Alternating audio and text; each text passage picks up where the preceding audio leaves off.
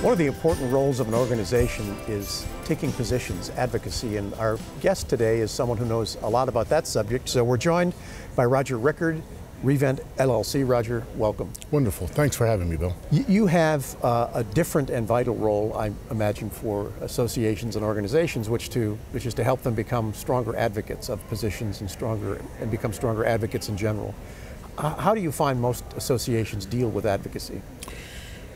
Well, it varies. You know, the old saying that when you know one association, you know one association. So it does vary from group to group and association to association. But by and large, I think now people realize that there are many, many touch points with advocacy. So they're starting to kind of expand that. The old definition of advocacy really was just government affairs.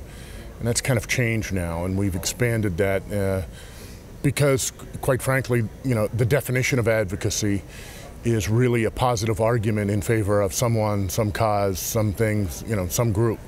And so they are expanding what that definition is. So your job is to help them find and create and shape that positive argument and push it forward?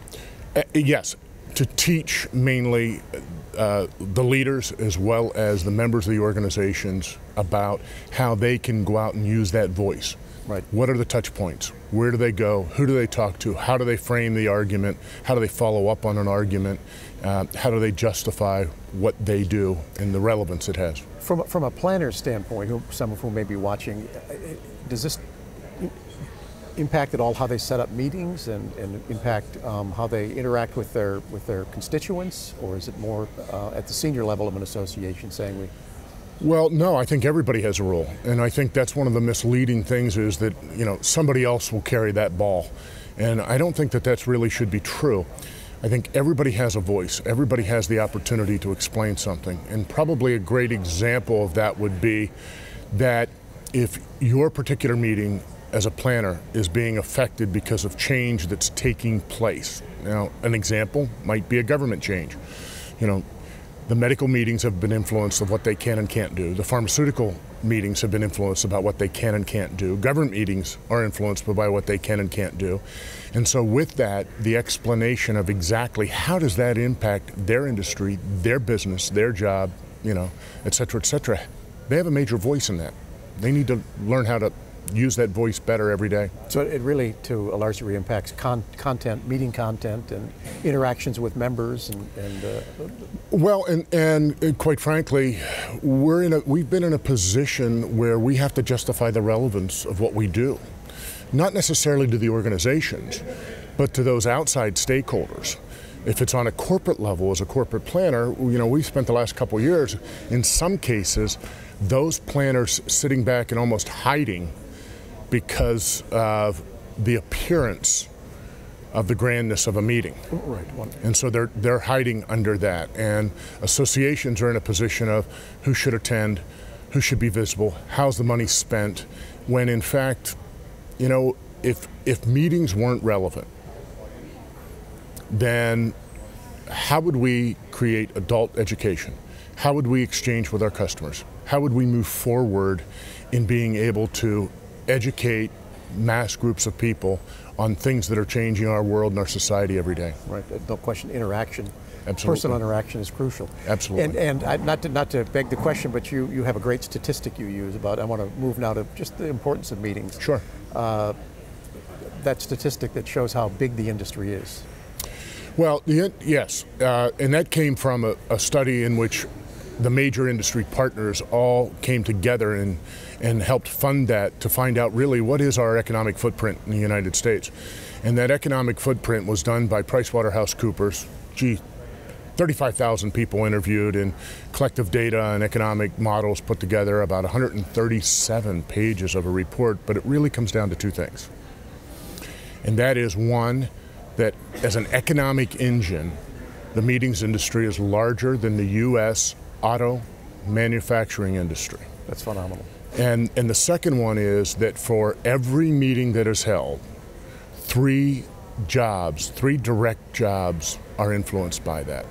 If I could kind of have a call to action to planners, one of the real key things that I think is important for them to do is don't be afraid in their home territory when they're having a meeting that they invite the elected officials there to come and see what takes place.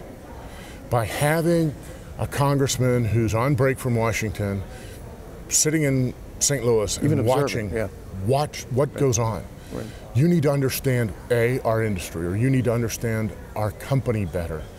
And by doing that and attending that and seeing the diversity of the actions that are transpiring, the ability to conduct the commerce, the engagement between customers and businesses, and how that engine fosters through everything that gets sold, done, built, served in this country, those are vital links. And when they start to really connect all those dots, right, then light bulbs come on and we don't get picked on. Well, it's interesting.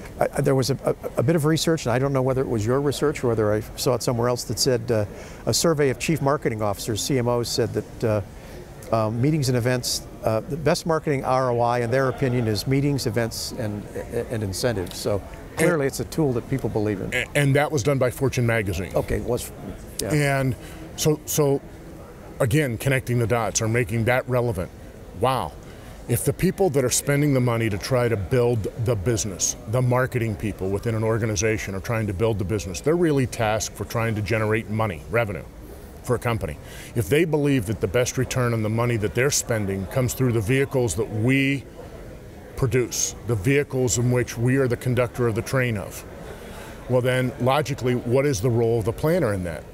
The role of that planner is to help drive that train or conduct that train and move it down the track, right, to advance the cause of the entire organization. They play a pivotal role, and they really need to understand how pivotal that is. This isn't about logistics, and it's not about managing the number of seats or what the temperature is in a room anymore or anything like that. It really is, are we strategically reaching what we need to do within our organization, and are we driving the profit in that right manner? When we can connect those dots and tell the C-suite those kind of things, our relevance changes within the organization. And I think it's important for all of us to do that. Terrific. Thank you very much, Roger. Great talking to you. Wonderful. It's hard to summarize this to planners, because what Roger has said as forcefully as anybody ever has said is that a planner, A, should be proud, B, be vigilant, and C, to advocate for their industry and think above the logistics and think on a broader basis. An outstanding discussion and hopefully some tips for planners.